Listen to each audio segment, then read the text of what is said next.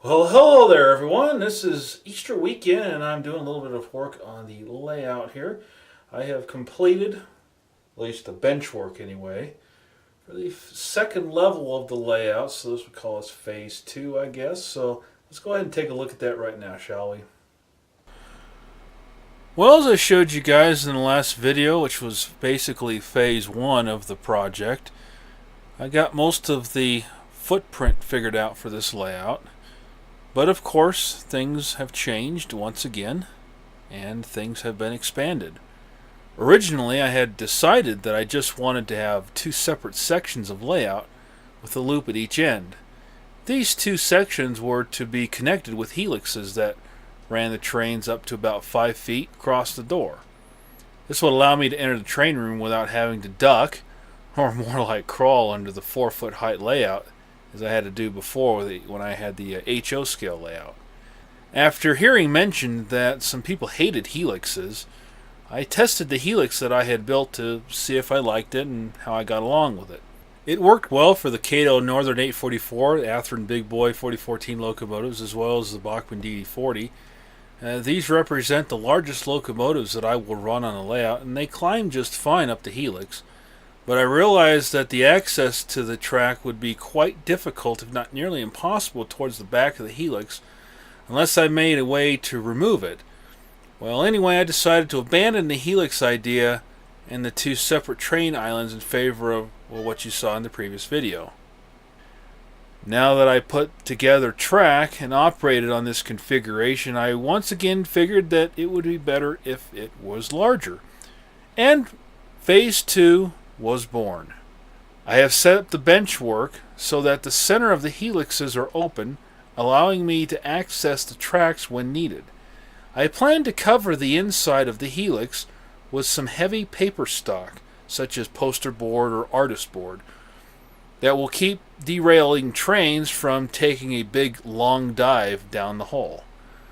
I also do not plan to try and re-rail trains inside of the helix.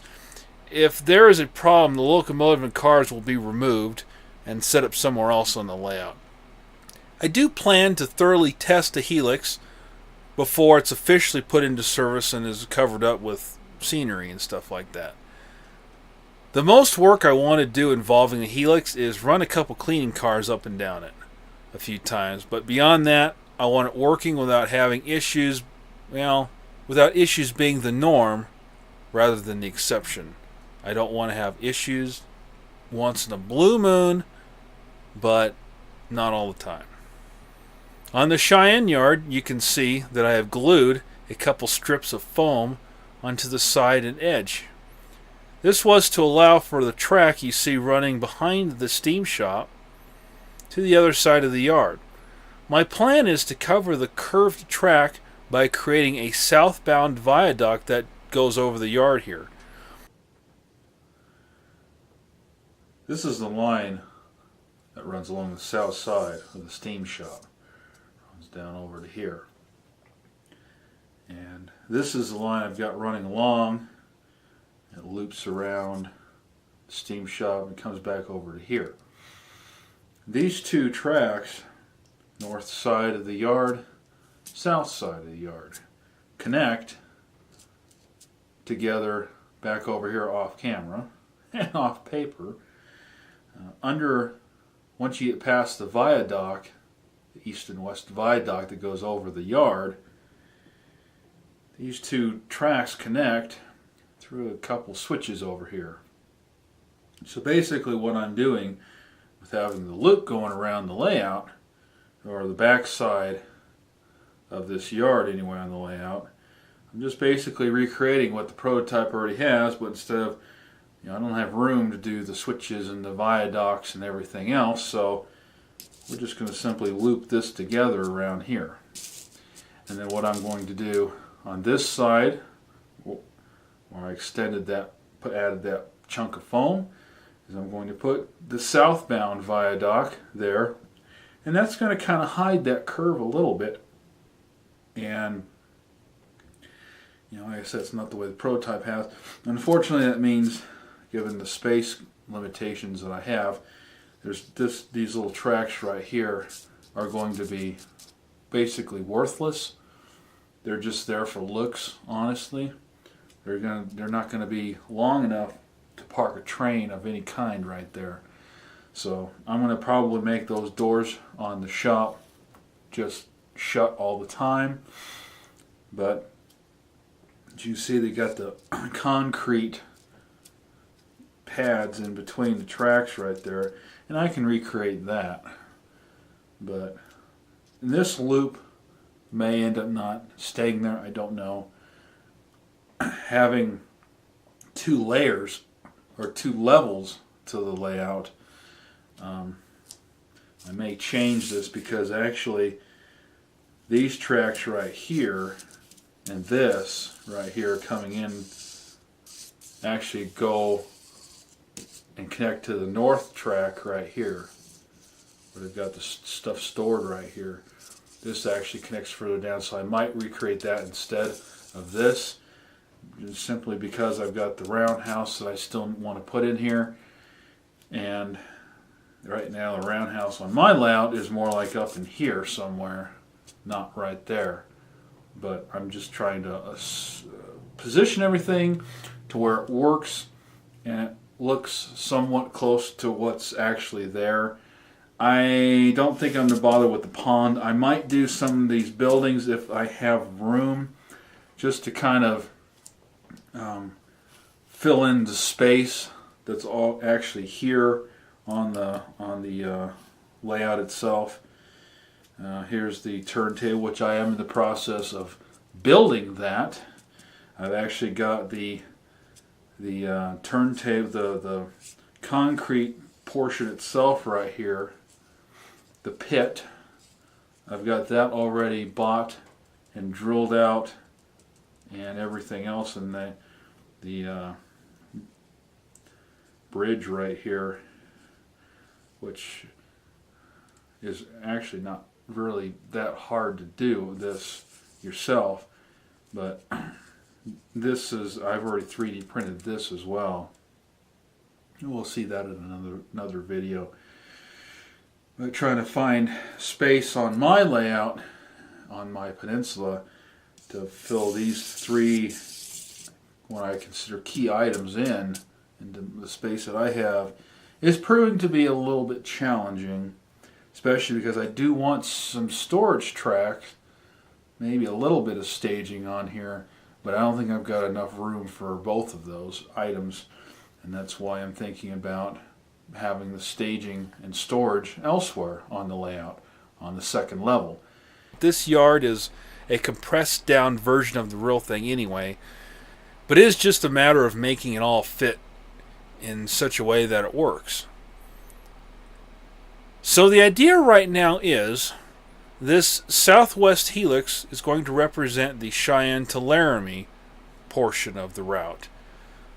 The second level, we first will arrive in Laramie, Wyoming, of which I have already started messing around with scenery printed off of Google Maps here. Leaving Laramie, going around the end of the second level here, we will enter Green River. There is a fairly large yard in Green River that I can actually use for staging and storage. This may change to Rock Springs, though. I'm not sure. It just depends on how things are going to work here. Then, I'm thinking we leave Green River and enter Ogden. The northeast helix represents from Ogden to Greeley, Colorado, as this route does exist in real life. Then from Greeley back to Cheyenne. This idea is subject to change, of course, like everything else. But that is the idea that I'm going with at this point in time, and we'll just have to see how it all ends up working on this layout configuration here. A scenic divide will go down the middle of the second level, creating the towns on either side. The backdrop will wrap around the column here that I built to support the layout. Here you can still see the imprint on the carpet where the corners supports there used to be. There will still need to be one inside of the southwest helix to support that corner of the layout.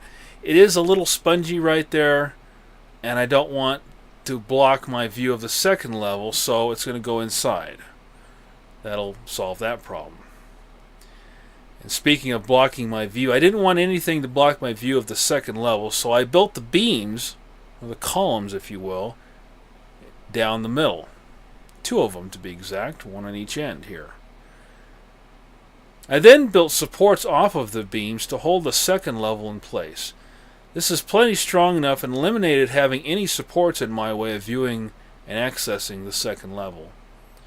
Eventually I will be installing LED light strips to illuminate the second level. I am not sure yet if I will go with white or warm white LEDs, but I may do both, as Toyman Television, that guy, did both on his Garage Mahal layout, and it looked pretty good.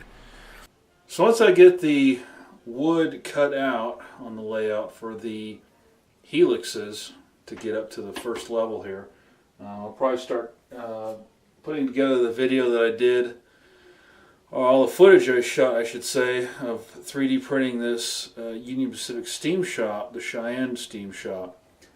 I have not done anything with the roundhouse yet. I've just got the footprint that I printed out in the 3D printer here, and I had it printed out in 4 pieces.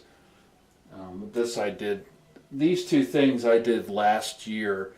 The reason that this is here right now is because I needed to have a good idea of where the tracks into the yard and all the switches and stuff like that to get into the shop, how that was all going to lay out on this slightly larger than 3-foot peninsula section here that's on the layout. So this isn't finished, but it's finished enough that it looks like the steam shop, I guess you could say. I need to do work on the roof. I've got some evergreen plastic there to build the steel columns in between to create each stall. Goes in between here, it goes up, and it's going to be a lot of work itself. I didn't really want to 3D print that. I figured it would be just easier doing evergreen. But this has turned out really good, I think. I probably would use ABS instead of the PET G filament that I use, but we'll talk about that in the video that's actually for the steam shop. But anyway, this is where I'm at right now as of Easter weekend. And I don't work on this layout a whole lot. The bench work maybe, a little bit here and there during the week, but the second level I had to do a little bit of thinking through the noggin there on how I wanted to do that. And the column thing that I did to hold this up down here worked out very nice. Haven't had any issues with that whatsoever. And the benefit to doing that is I don't have anything that I can stub my feet on, my bare feet, when I'm in here. Whereas before, I had to really watch where my feet were because of those damn posts. And I don't have to worry about that anymore. So, hey, there's also that benefit as well. I'm going to have to obviously have 2 posts on the other side that I explained in the video already. But it is what it is. They're not going to be, one's not really going to be in the way. It's going to be inside of the helix. So I'm really not going to see it except the part that comes down. And it's going to be in the corner anyway. I'm going to have to do that because it is a little springy over there. But it's holding up, so I just need to get that post in there. It's just a 1x3 I'm going to stick in there, nothing terribly special. And I've got a 2x2 for this other side, like I said. So anyway, that's where I'm at right now as of Easter weekend 2018.